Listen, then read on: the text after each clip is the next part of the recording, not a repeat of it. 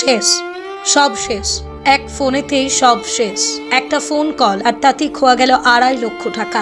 জানা যায় সারেঙ্গার জয়ন্ত হালদার ছেলেকে উচ্চশিক্ষায় শিক্ষিত করবার জন্য দিন রাত পরিশ্রম করেন। কিছুদিন পরেই ছেলেকে ইঞ্জিনিয়ারিং কলেজে ভর্তি করবেন তিনি। তার জন্যই সারাদিন কঠোর পরিশ্রম করে তিল করে ব্যাংকে টাকা সঞ্চয় করেছে সে।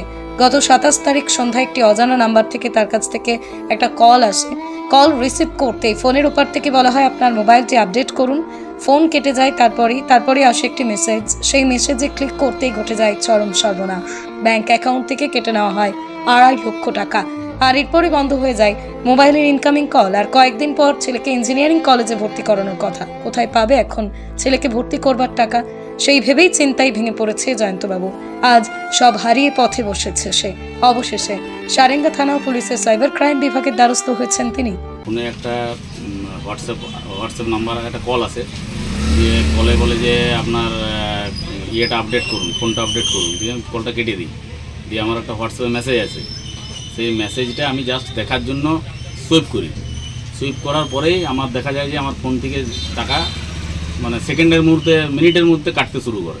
আমি মেসেজ পাচ্ছি কাটছি। আমি ইভেন ওই মিন টাইম আমি ফোনটা কিছুক্ষণের জন্য অফ করে দিই, ভয়ে যে মানে টাকা কাটছে আমি বুঝতে পারছি, মেসেজ আসছে যেহেতু অফ করে দেওয়ার পরও দেখছি অলরেডি টাকা কেটে মানে অ্যাকাউন্ট থেকে ক্লিয়ার হয়ে গেছে।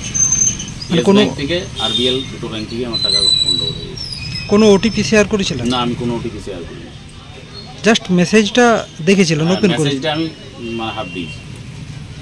তার আগে ফোন যে করেছিল কারা করেছিল মনে হচ্ছে? ওই আরবিএল ক্রেডিট কার্ড এরকম থেকে দেখাচ্ছিল। তারপর ব্যাংকের হতে পারে দিয়ে ধরে ছেড়ে দিয়েছি ফোনটা, আমি ইয়ে করিনি।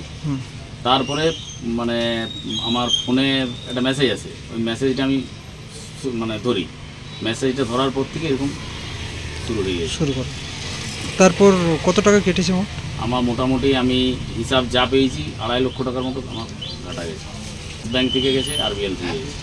দুটো ব্যাংক থেকে গেছে? দুটো ব্যাংক থেকে একটাই মেসেজ এসেছিল? একটা মেসেজ। থানা আমাকে প্রচণ্ড রকম সহযোগিতা করে, সারেঙ্গা থানা অফিসাররা আমাকে বুঝিয়ে বলে যে ওনারাই ভিজিল্যান্সের যেটা সাইবার ক্রাইম ব্রাঞ্চের নাম্বার দেয় 1930 নাম্বারটাতে আমি ফোন করি। নাম্বারটাতে ফোন করার সঙ্গে সঙ্গে ওনারা ফোনটা আমার ধরে দিয়ে আমাকে যথেষ্ট ভালোভাবে গাইড করে, মানে খুবই ভালোভাবে গাইড করে। আমি প্রচণ্ড হেল্প পেয়েছি। দিয়ে আমাকে যেসব ডেটাগুলো বলে সেসব ডেটাগুলো পাঠায়। সেসব ডেটাগুলোর মধ্যে আরও যেসব ডেটা দরকার হয় সেই ডেটাগুলো আমাকে আবার মেসেজগুলো পাঠায়, আমি আবার ওনাদেরকে পাঠাই। ওনারা মানে খুব কুইকভাবে কাজটা করেছেন। দিয়ে আমাকে একটা ওই ভিজিল্যান্স থেকে কনফিডেন্স মানে অ্যাকনোলেজমেন্ট একটা নাম্বার দিয়েছেন। ওই নাম্বারটা আমি যেসব ব্যাংক থেকে আমার টাকাগুলো কাটা গেছে সেসব ব্যাংকে আমি ইমেল করি। ব্যুরো রিপোর্ট, আরং নিউজ, নদিয়া।